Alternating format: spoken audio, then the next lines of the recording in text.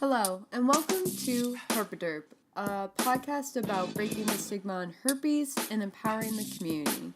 I'm your host, Erin Devost. As always, you can review my episodes on YouTube or find the link to the channel on the podcast Instagram page at Herp A Derp Podcasts. Thanks! Hi, Herp A Derpers! Once again, I want to say thank you. Thank you for listening, messaging, and encouraging me to continue to be myself. November is a month of giving, receiving, and gratitude.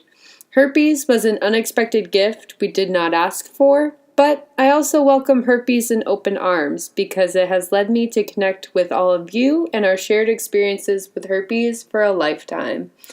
In honor and spirit of the start of the holiday season, this week I am featuring an interview I had with my friend Maggie about sex toys. It's the little pleasures in life that make us thankful and stress-free about our sex lives. Also, good vibes only.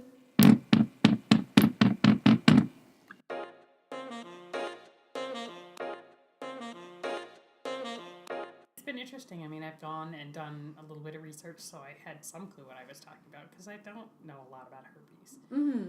Like, we have the Dragon Cream and the Secret Garden both have that L-arginine, which I guess is what they use to test you. Like, if you go for a herpes test, that's what they use to push it to see if you have it. So, obviously we don't recommend those for people who have herpes, because it's going to incite an outbreak, and Oh, totally. I'm pretty sure nobody wants that. No. Ever.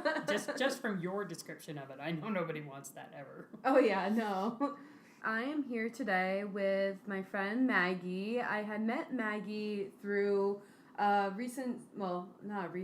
first ever sex toy party, and she was the host.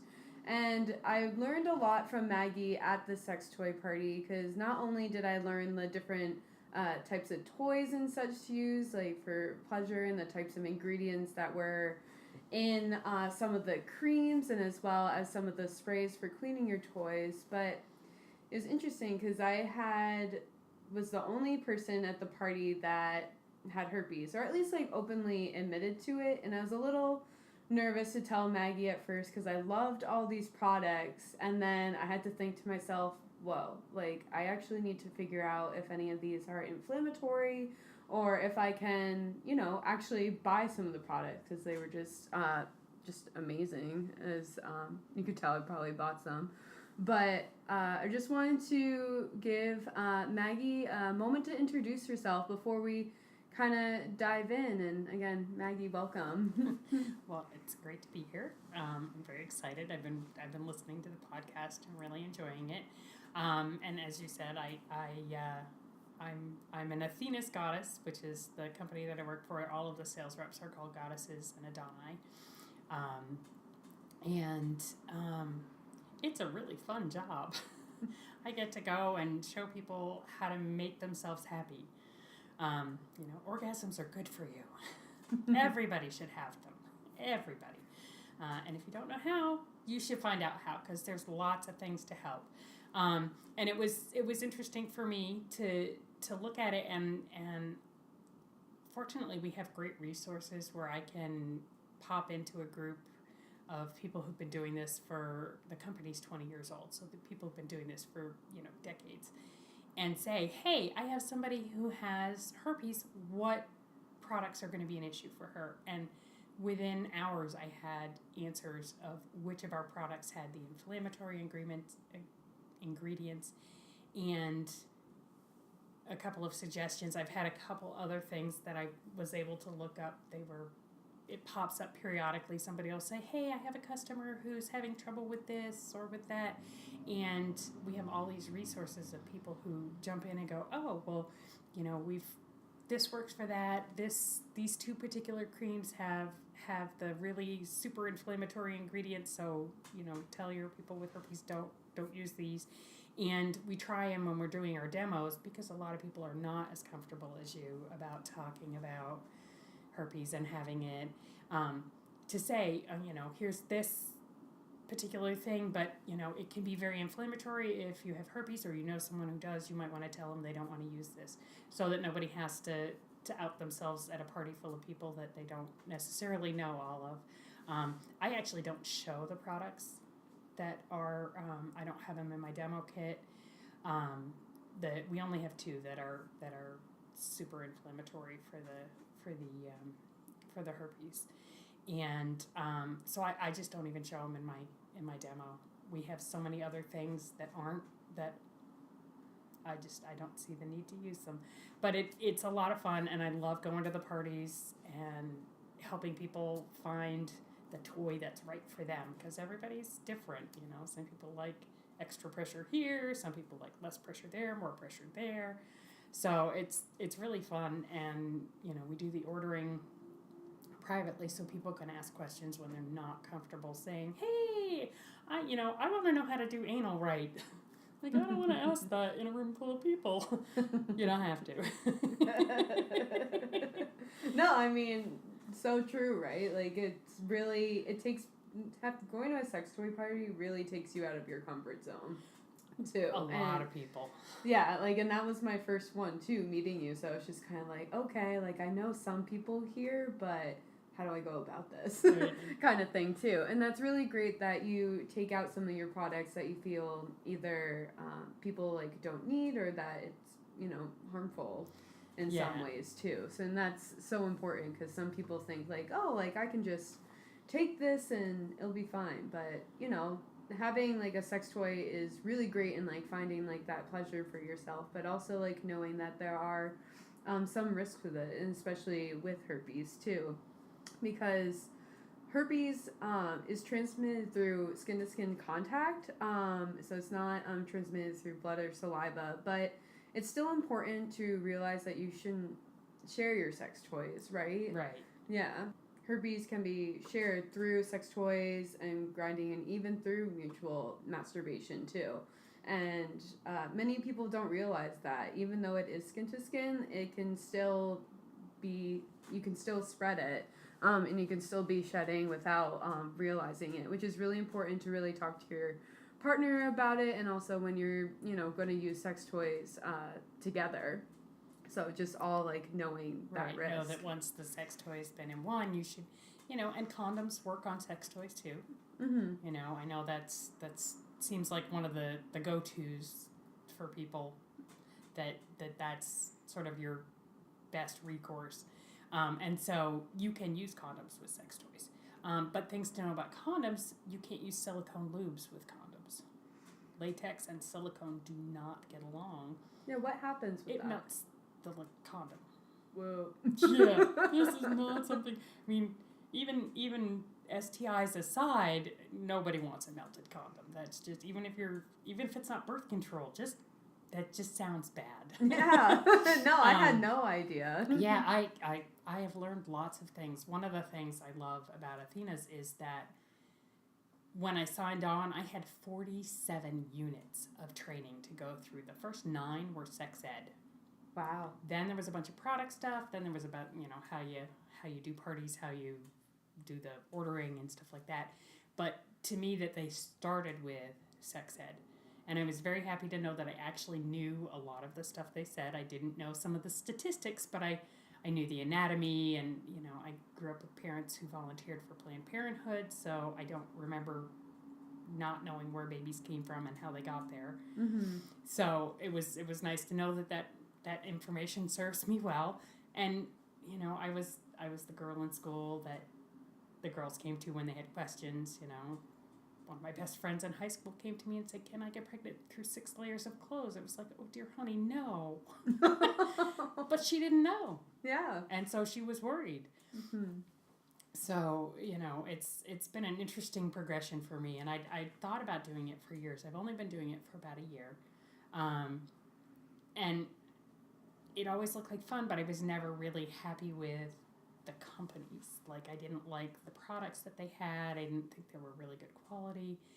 And then I ran into Athena's, and somebody handed around spa products for an hour, and none of them made me break out in I get really blotchy from a lot of scented things, Mm-hmm. and none of them bothered me. I'm like, okay, I might be able to do this. And I signed up within a month, and I've been doing it ever since, and I love it, and I love sharing the information. And like I said, I love helping people find the toys that make them feel good. Orgasms reduce your stress, which I understand can trigger outbreaks for herpes as well. So I was looking at that, and I was like, well, so orgasming is good for that too.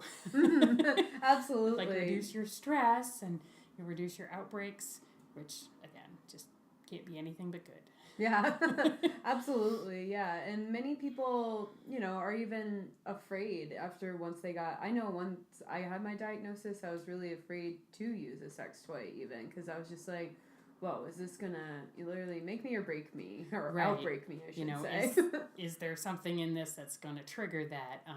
Mm-hmm. And I wonder if, like, I know all of our toys are like the PABA free and phthalate free, and so they don't have those things in them. I don't know if that stuff would actually trigger outbreaks or not. I mean, I wouldn't recommend using it even if it didn't, just because, don't put anything in your vagina that you wouldn't put in your mouth. True. It's just, it's mucous membrane. It absorbs anything you put in it or on it. And there's some stuff you put in your mouth that you shouldn't put in your vagina either. Like every once in a while you hear somebody say, oh yeah, use coconut oil for lube. Don't. Please don't. Mm-mm. Please don't. KY jelly is not a lube.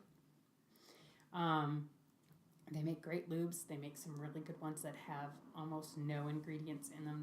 We have one that's I'm gonna forget the name of it now. I think it's like Beautifully Bare or something like that, and it's for people who are sensitive even to the normal lubes. And lubes are, if you're playing with sex toys, you should use a lube. You should always use a lube because it's not skin. It doesn't create any kind of lubrication on its own. Mm-hmm. And you don't want friction there.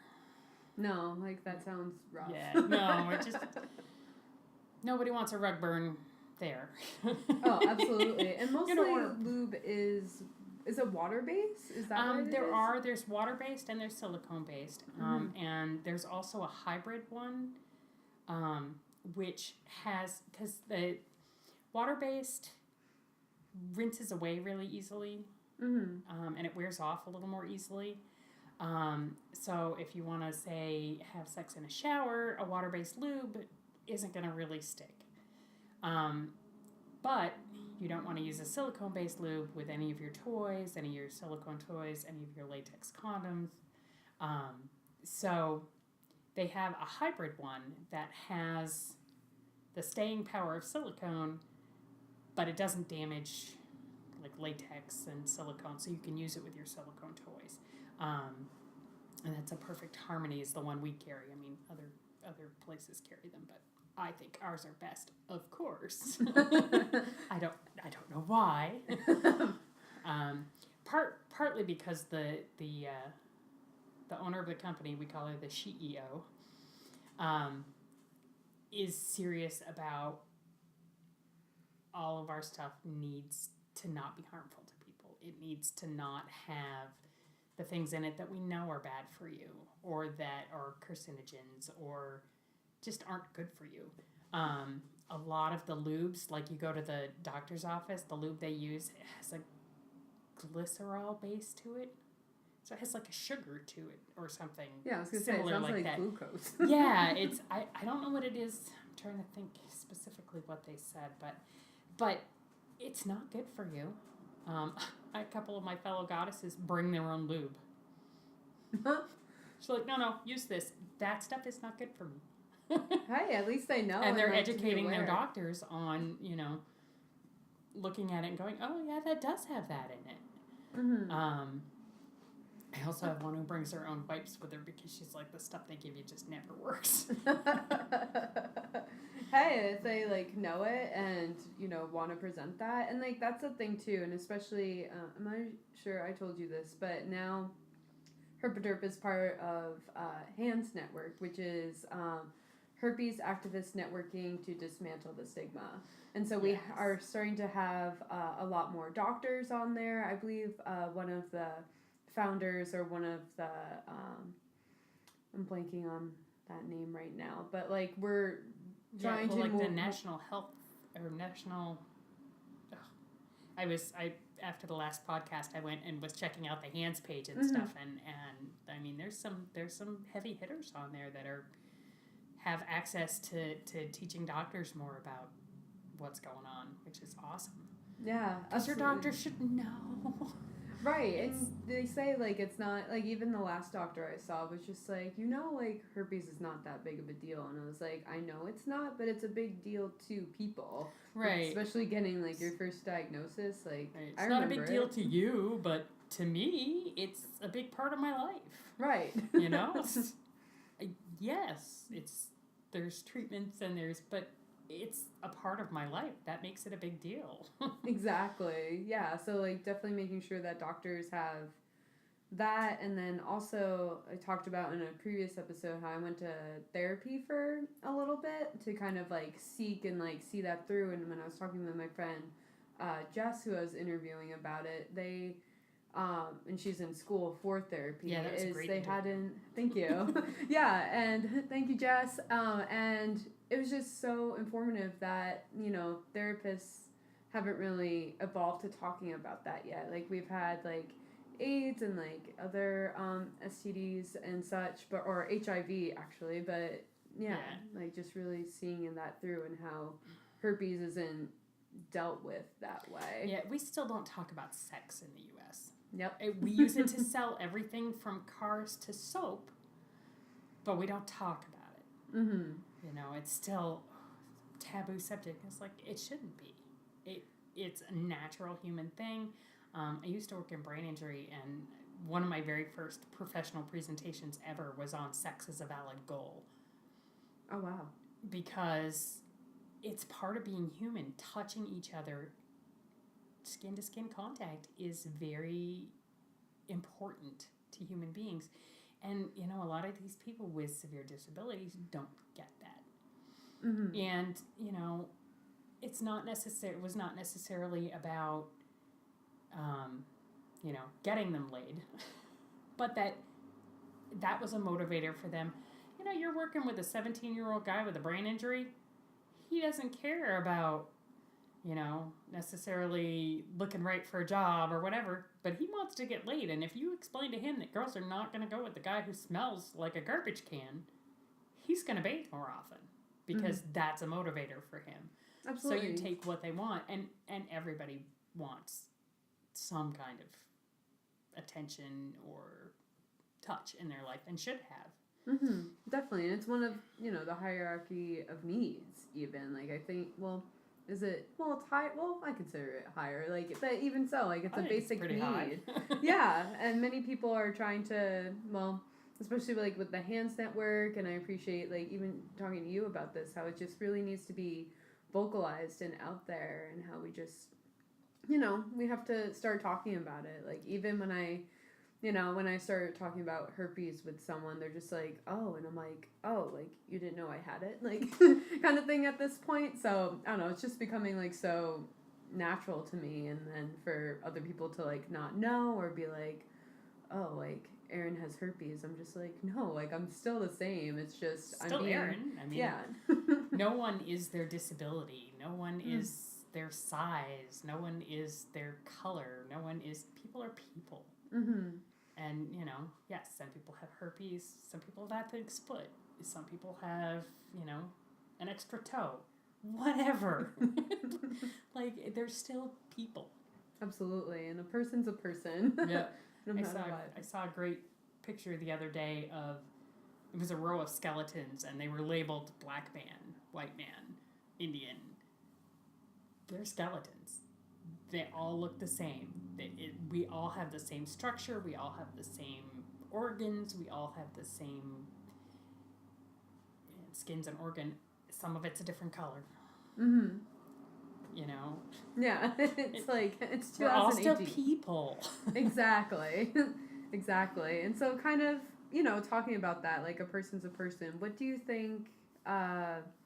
Or what's the best advice you could give to someone who has herpes, who is an ally, essentially? There's always going to be people who make assumptions based on something you tell them.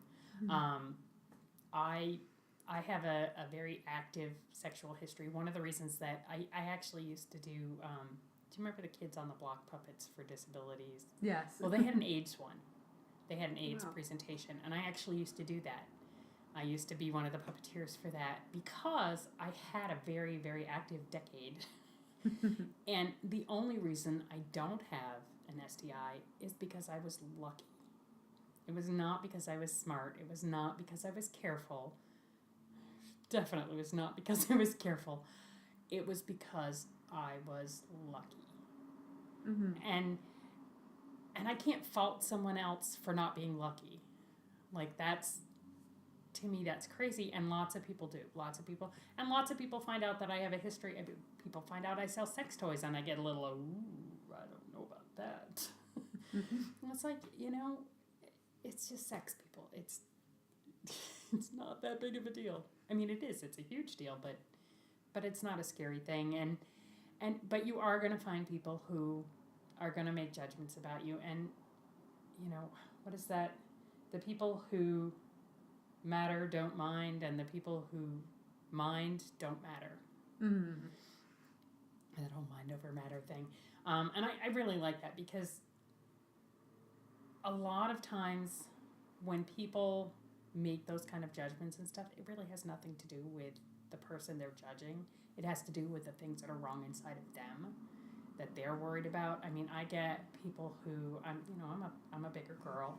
I get people who look down at me because I'm overweight.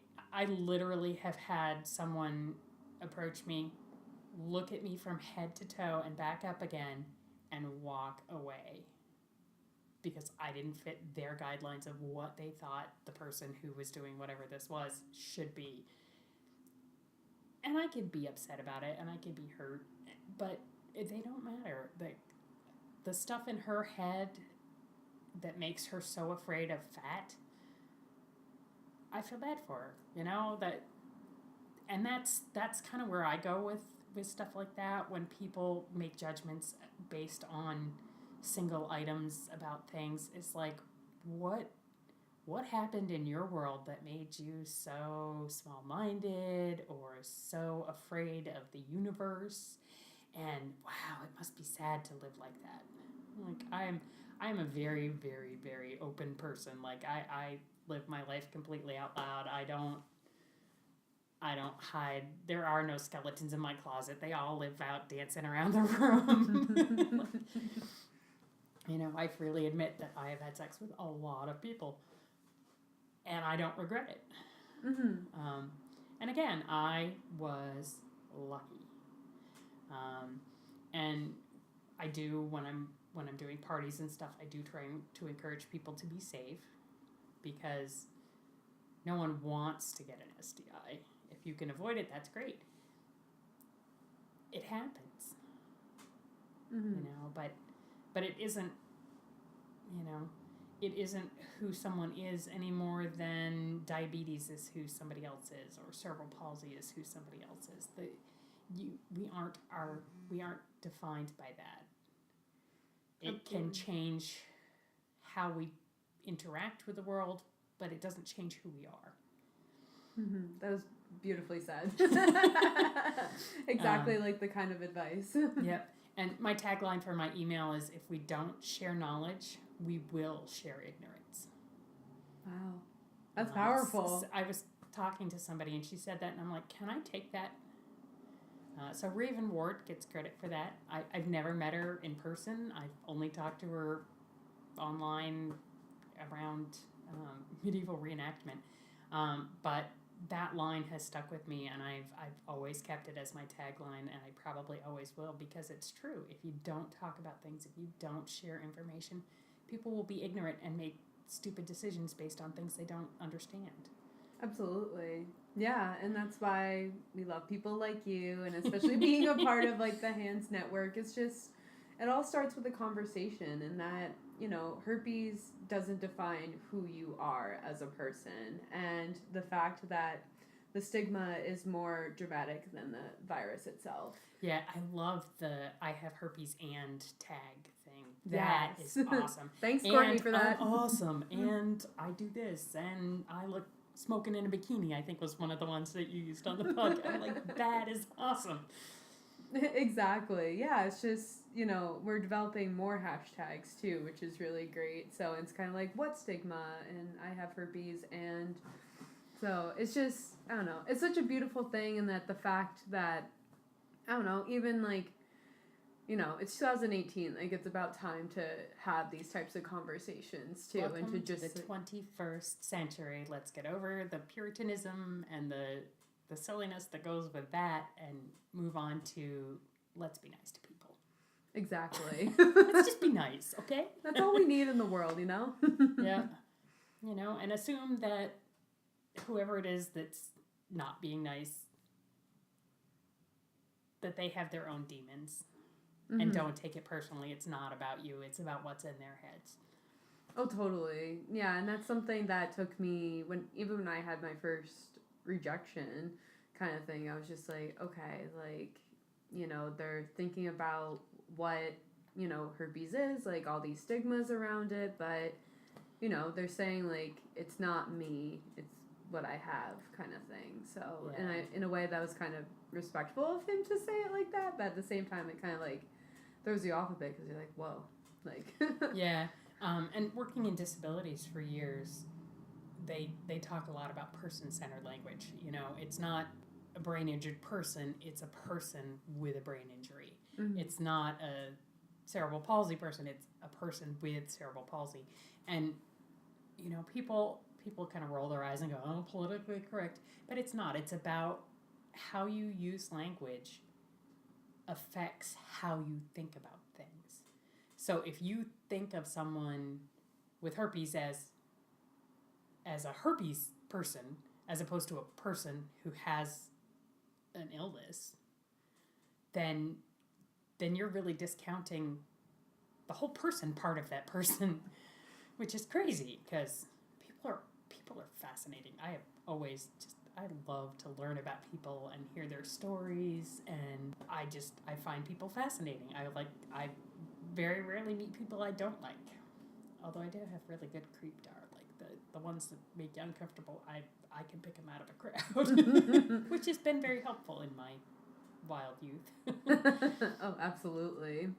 Yeah, and I love how you said about person with herpes versus herpes in a person, yeah. Essentially. Yeah, it's something that we actually talked about in one of our first hands meetings, too. It's really, how do we, not define, but what do we call ourselves?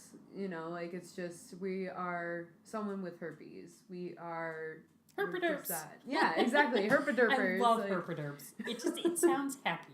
Right? Well, sometimes, I don't know, we have to laugh about it, too, you know? Like, even one of the members, he's making memes around herpes, too, which is really great, and I really can't wait to post them, too, so. That sounds like fun. Oh, yeah. Yeah, I'm a big proponent of you should laugh. Just all the time. It's good for you, it's good for your body, it's good for your chemical balance, it's just, and it's contagious. Exactly, and you know, hashtag humor heals. Yeah, absolutely. Thank you so much, Maggie, for joining us and definitely, you know, being informative when it comes to sex toys and herpes, and I appreciate that you know this, too, so, and that it's something that you're aware of and, like, wanting to talk about, so. Yep, and just my little promo out there, if you want to find me on Facebook, if you look up @Goddess Maggie, you can message me.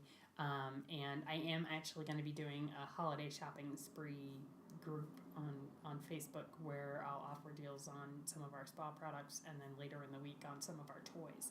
And I got to tell you, we have some really amazing toys.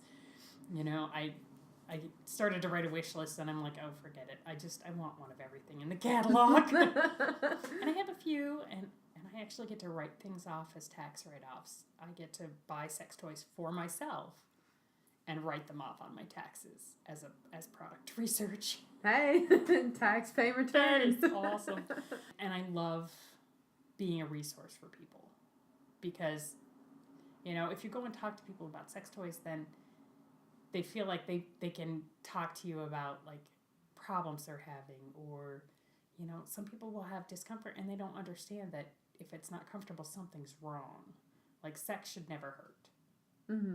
You know, if you like that sort of thing, that's one thing, and that's something you set up with your partner and you discuss.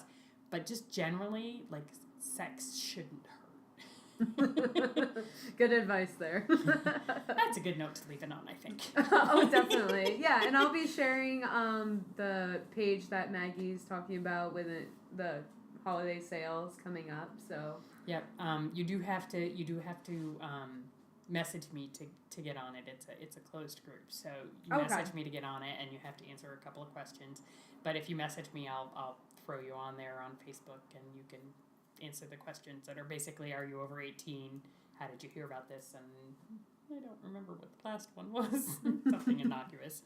Yeah, well, I'll definitely, I'll be in touch with that to get it to our listeners and, you know, do some holiday shopping. 'Tis the season for sex toys. Yeah. 12 days of sex toys. That'd be a great promotion. Yeah, actually, I will probably be doing that in the beginning of December. I will probably be doing 12 days of Sexmas. Yes, Sexmas. I love it. Give the gift of joy. Yeah, that's actually my tagline. My team leader, she is dildos for a down payment. She's working towards a down payment on a house. Mine is toys for joy. My joy, other people's joy. It's all fun, but it's toys for joy. I love that. I'll have to add that hashtag Yeah. when I do this episode.